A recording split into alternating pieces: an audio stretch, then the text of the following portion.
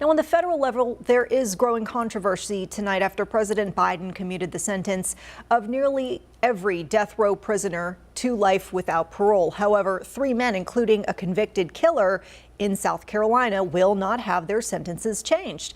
As Lester Holt reports, the historic move is not sitting well with all.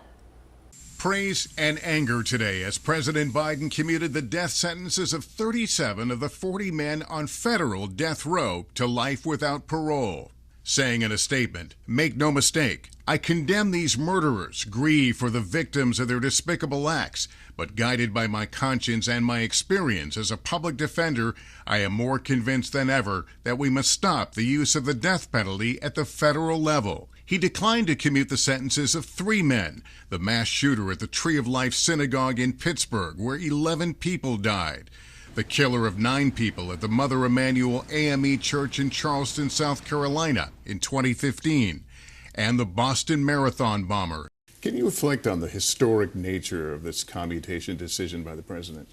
It's unprecedented. We've never had a U.S. president commute this many people who were awaiting execution. Brian Stevenson is the founder of the Equal Justice Initiative and a leading death penalty opponent. The question is not whether people deserve to die for the crimes they've committed. The question is whether we deserve to kill. If we have a flawed, biased, unreliable system, we cannot impose this perfect punishment with an imperfect system. Today's move coming ahead of President-elect Trump's plan to resume federal executions halted under the Biden administration. Trump's transition team saying these are among the worst killers in the world, calling it an abhorrent decision by Joe Biden and a slap in the face to the victims, their families, and their loved ones. Among those whose sentence was commuted, Kabani Savage, a drug dealer involved in organized crime, convicted of murdering 12 people.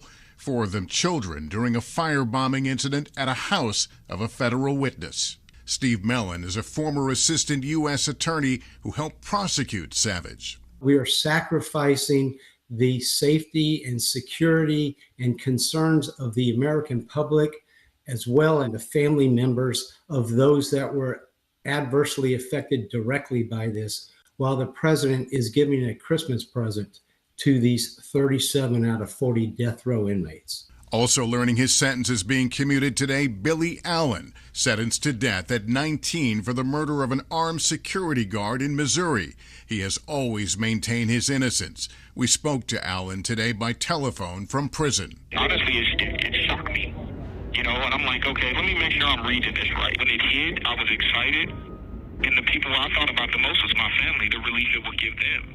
Death penalty opponents hoping tonight some blue state governors may follow the president's suit and spare the lives of prisoners on their death rows.